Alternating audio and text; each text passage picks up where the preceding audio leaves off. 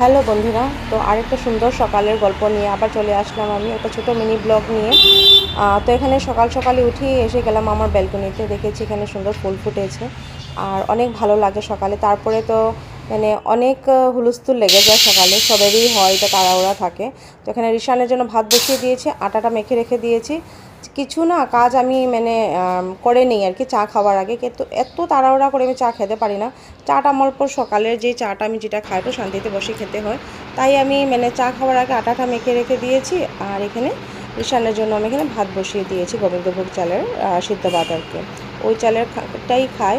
আর কতদিন থেকে কি হয়েছে না, অনেক রেসপন্সিবিলিটি বেড়ে গেছে, যেহেতু ওর পাপার সময় নেই, সব কিছু আমারই করতে হয়। আর রিশানের অ্যানুয়াল উইক চলছে, তাই মানে ওকে আনা নেওয়া স্কুলে সব কিছু করতে হচ্ছে আর কি। তাই ভেবেছি সব কিছু রান্না টান্না শেষ করে যাব আর ওখান থেকে দিদির ঘরে চলে যাব আর কি। আর যেহেতু সকালে আমার রুটি হয়, এখানে ডিম আলু সিদ্ধ বসিয়ে দিয়েছি, আজকে মাছ ছিল না, তো শর্টকাট আমি ডিম করে নিয়েছি। আর বাঁধাকপি শাকটা না কী করেছি, রাতেই বানিয়ে রেখে দিয়েছিলাম, গরম করে নিয়েছি, শুধু রুটি করেছি, তার জন্য অল্প হেল্প হয়েছে আমার। তো এখানে সব কাম কাজ সেরে, রান্না সেরে, সব কিছু করে রেডি করে দিয়েছি, আমিও রেডি হয়ে গেছি।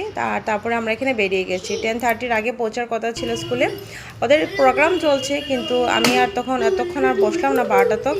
আর এখানে মার ছেলে অল্প পোজ দিচ্ছিলাম আর কি, তো পোজ না দিলে তো হয় না, ছেলেও শিখে নিয়েছে এখন মার সাথে সাথে। তারপরে ওর স্কুলে চলে গেলাম, ভাবলাম যে তাহলে ওকে দিয়ে দিদির ঘর যখন সামনেই চলে যায়। আর দিদির ঘরে মানে গেলেই আমার না লক্ষ্মীনারায়ণের মূর্তি ওদের অনেক ভালো লাগে, আর মানে আমার এখানে ফটো তুলবো বা রেকর্ডিং করবো অনেক ভালো লাগে আর কি। তারপর এখানে দিদির ঘরে গিয়ে চাটা খেলাম, অনেক মজা করলাম।